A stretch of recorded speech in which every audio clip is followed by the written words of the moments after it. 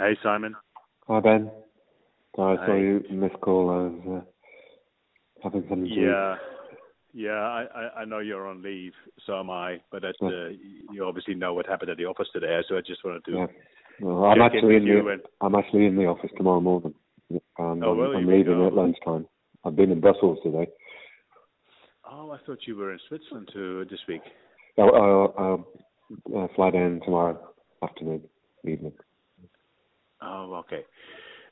Yeah. So as I said, I just hold on. I just want to get away from the nanny. So I just wanted to check in and see whether you're all right, and I trust you have been informed about what happened at the office and the fact that they've gone through both our rooms to get whatever information they needed to get. I spoke to Ronan and Suli, and I'd heard that. I hadn't heard much else actually. That's about it. All I've heard.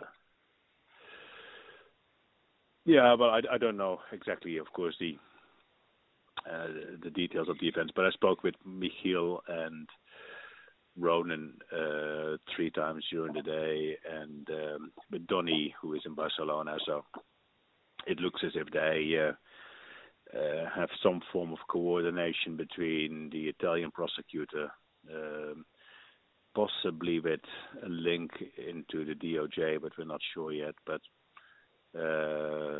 clearly something that I have been preparing for and need to do now. Apparently also because of the statute of limitations that expires next month in Italy. But they were apparently quite first of all well prepared, but also quite forceful and brusque this morning when they got hold of Annette. So I think that it rattled a few people in the office probably, and but it's during the day it sort of all turned into a fairly sort of professionally run organization certainly from our side, but also from the side of the prosecutor. Okay. I spoke with Annette at the end of the day, and she apparently they had been in my office for about 3 or 4 hours going through everything. I have nothing OPL 245, but anyway, they managed to take one folder, which I thought was of relevance. I have no idea what that would be, and apparently they had been in your office. They were still in your office when I spoke with Annette at the end of the afternoon, so they were going through things. There's a few notepads apparently and some other papers. And there's nothing on OPL 245 that I'm aware of. They're better off looking into electronic records. And then I think they were going to go to Chad's office, which of course used to be Malcolm's office, and according to Suli, there is Sila. There's a whole stack of Malcolm's stuff still in there, so I have no idea what it is. But that could be. Probably more interesting.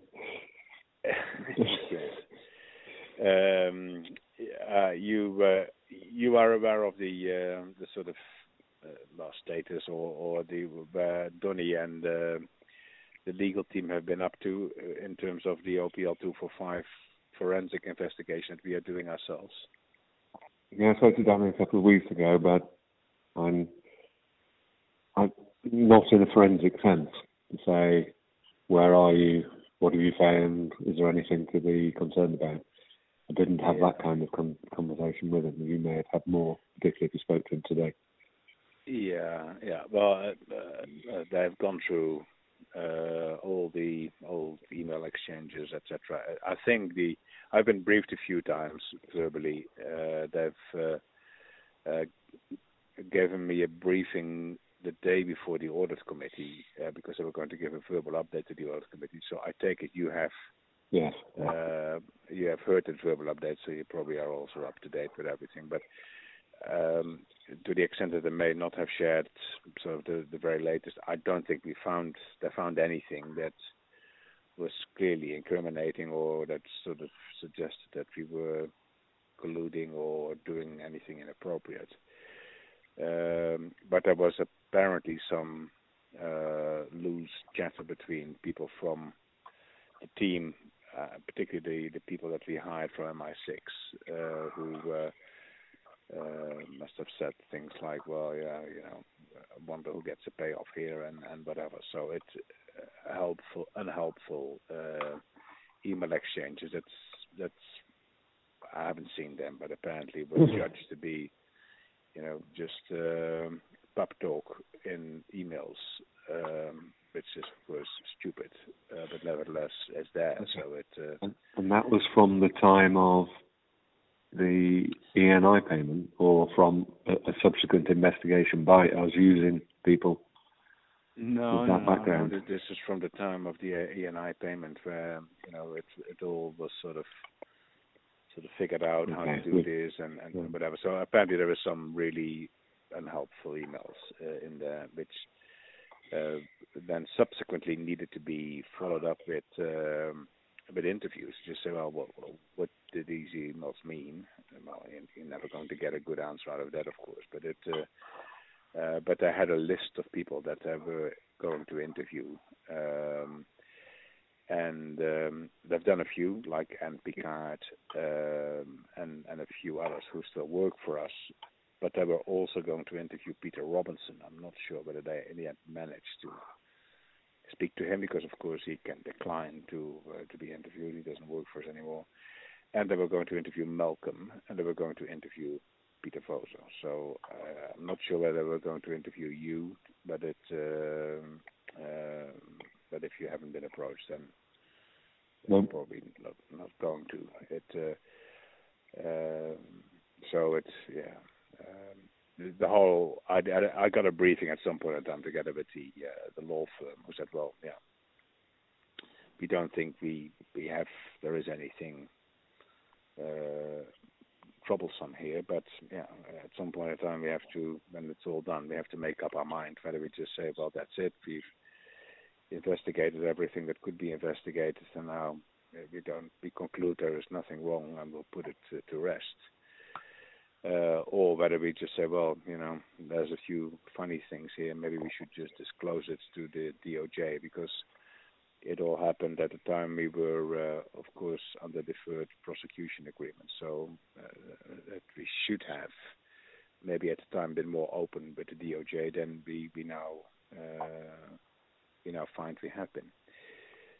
But anyway, we were not at that point of clarity or conclusion. So in that sense, this dawn raid is well, I wouldn't say premature, but we were not we hadn't concluded our own work. Yeah, I saw DOJ referenced, and you mentioned it. I then picked up from Ronan it was the Dutch side with a possible Italian connection, but there's definitely it's DOJ linked to the US. Sorry, say that again. You were. I only saw from when I spoke to Ronan, plus early messages from Mikhail, that it was the Dutch Director of Public Prosecution, and there seems to be an Italian link, but didn't pick up anything formally about the DOJ or the Americans. No, it didn't. When I spoke with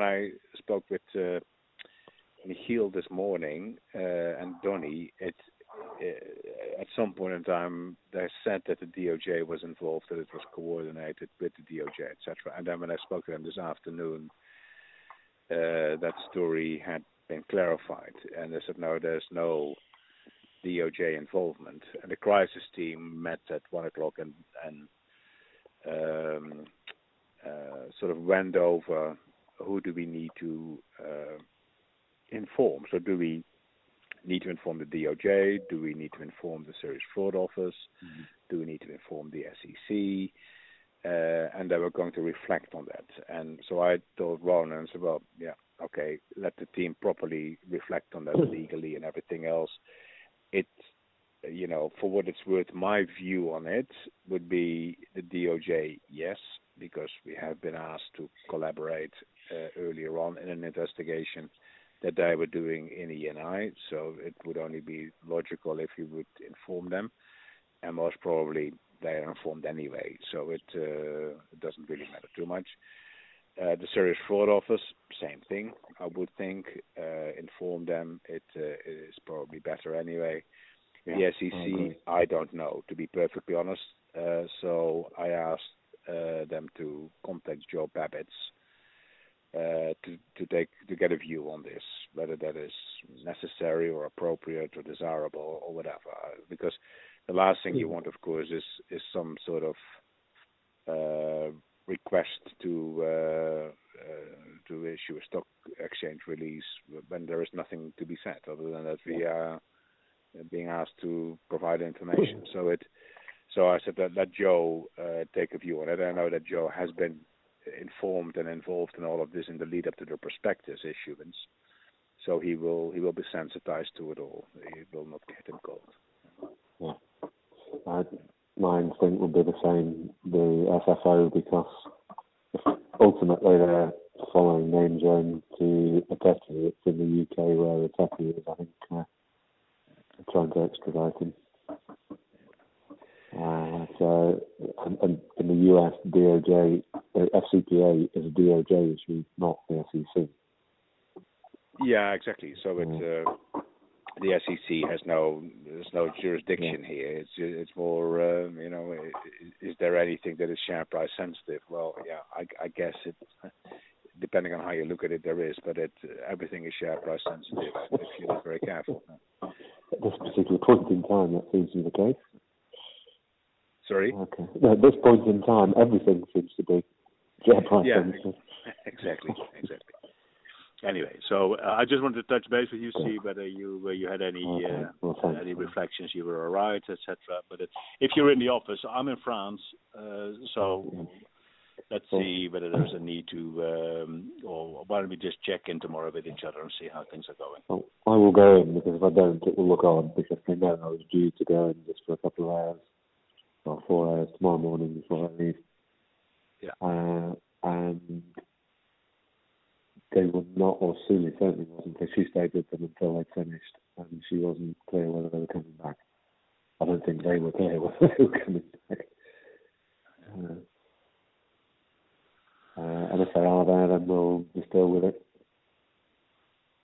Sorry, say that again. If they are there, then we'll just deal with it in a professional manner.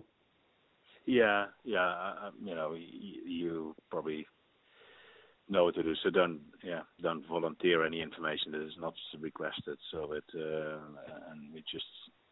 But I think probably they have gone through everything that I need to go through. They may just request your PC and your phone to be imaged, but one of which they could have done today anyway, of course. Do it offline. Yeah. Offline. Yeah. Okay. Very good. Well, thanks for the follow-up, and I'll let you know if anything happens tomorrow. Yeah. We'll talk. Hopefully nothing tomorrow, and then I suspect nothing happens for quite a while, but let's see. Yeah. Okay. Thanks, Simon. Thanks, man. Okay. You have a good evening.